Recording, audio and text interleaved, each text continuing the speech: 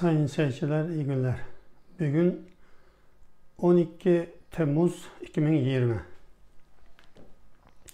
Bugünkü konumuz enteresan. Yani Çin, Amerika'dan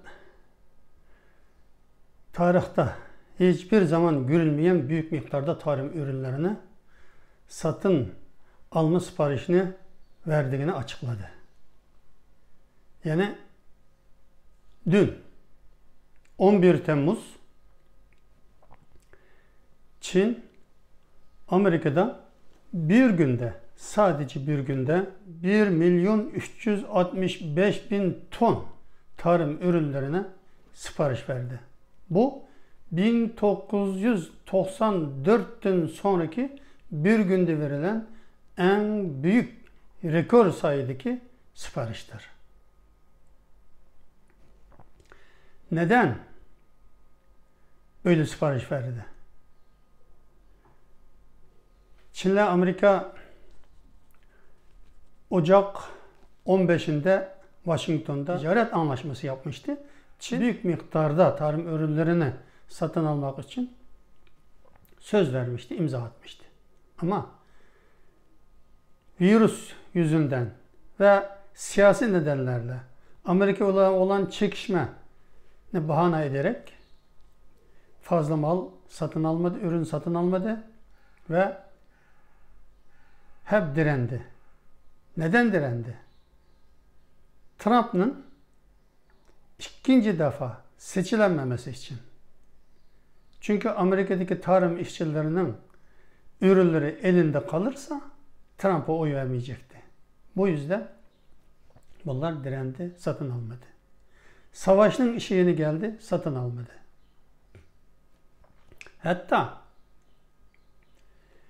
Çin Komünist Partisi'nin medyası, yani dişi yönelik medyası, Huanqiu Ribao, Global Times, daha geçen hafta iki cephede savaşa hazırız dedi. Yani Hindistan'la hem Güney Çin denizinde Amerika ile savaşa hazırız dedi. Böyle bir zamanda. Yani 9 Temmuz Amerika Hazinesi ve Dışişleri Bakanlığı tarafından Çin'in Doğu Türkistan'daki ÇKP yöneticilerine, 4 yöneticisine yaptırım yaptığını açıkladı. Bunun içinde Çinçango dediği, yani Uygur Özerk Bölge ÇKP Genel Sekreteri olan Çinçango sadece Doğu Türkistan'ı yönetmiyor. Sadece Doğu Türkistan halkını katletmiyor.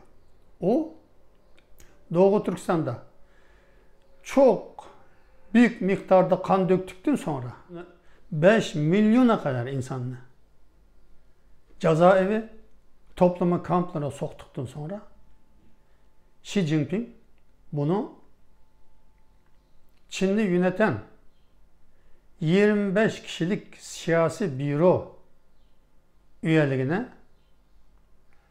terfi etti. Şimdi Çinçango ÇKP'nin en üst kademesinde bulunan Çin'i yöneten 25 yöneticinin biri. Şimdi sıra diğer 24 ÇKP yöneticisinde. Bu ÇKP yöneticilerini çok korkuttu. Çünkü 40 seneden beri aldığı rüşvetler, topladığı, yolsuzlukla topladığı paralar hepsi Amerika'da. Bunlar Kuzey Kore'ye yatırmıyor paralarını. Ya ki Rusya'da saklamıyor ya da Kuba'da saklamıyor. Amerika'da saklıyor. Tüm mal varlıklarını, paralarını. Bu yüzden Amerika'yla savaşmaktan korkmayan Çin Komünist Partisi şimdi kendi mal varlığına tehdit geldikten sonra hemen Amerika'dan böyle. Hatta önümüzdeki sene alacak olan 600 bin ton Mısır'a bile dün sipariş verdi. Çin böyle bir Çin. Mao Zedong 1964 yılı atom bombasına sahip oldu.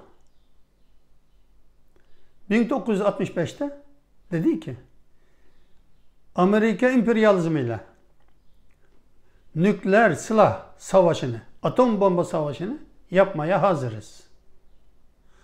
900 milyon nüfusumuz var. 450 milyonu ölerse, savaşta ölüp giderse gene 450 milyon nüfusumuz kalacak demişti. Zaten komünistler için en değersiz şey insandır.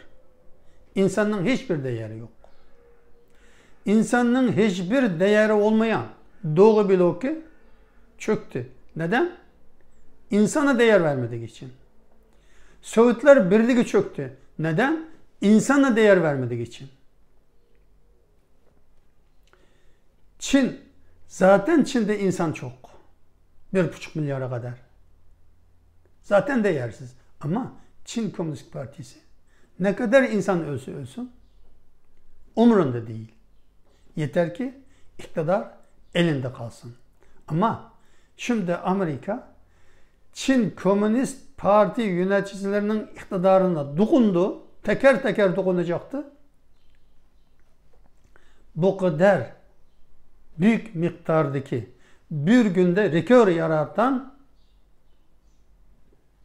tarım ürünleri siparişini hemen verdi. Çin 2 sene içinde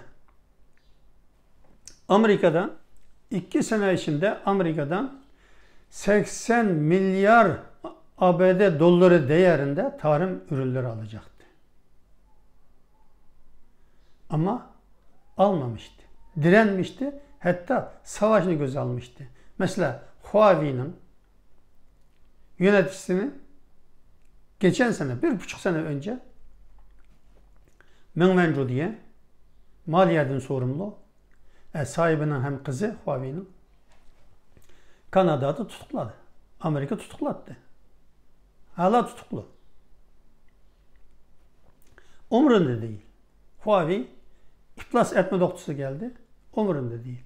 Birçok teknoloji şirketlerine Amerika ambargo koydu. Onlar da iflasa sürükleniyor. Çin ÇKP'nin umurunda değil.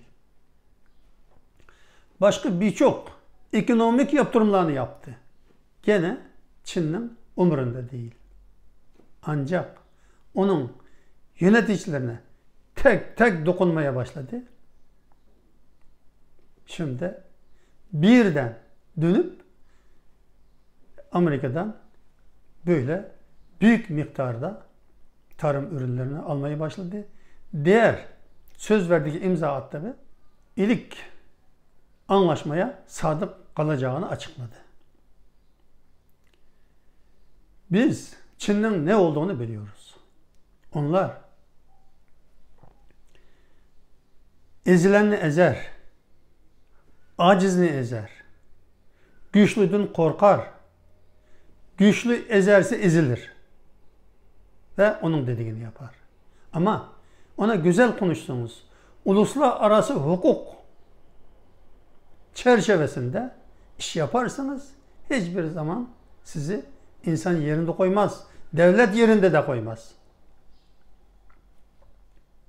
Şimdi Çin 2 gün önce yani 9 Temmuz Çin'in 25 üst düzey yöneticisinden biri yaptırım aldı. Diğer 24'ü sıradaydı. 2 gün sonra Çin Amerika önünde teslim oldu. Şu 1 seneden beri, şu 6 aydan beri hiç almak istemediği, direndiği Trump'ı devirmek için ABD yani tarım ürünlerini almayı reddetti ki Çin Komünist Partisi 2 gün sonra hepsini almaya söz verdi, sipariş verdi, parasını yatırdı. Bunu anlamamız lazım. Diğer ülkelerde anlaması lazım. Çin'in bilhassa Çin Komünist Parti'nin ne olduğunu anlamak için bu misal çok önemli diye düşünüyorum. Şimdilik hoşça kalın. Daha başka konularda görüşmek üzere. Allah'a emanet olun.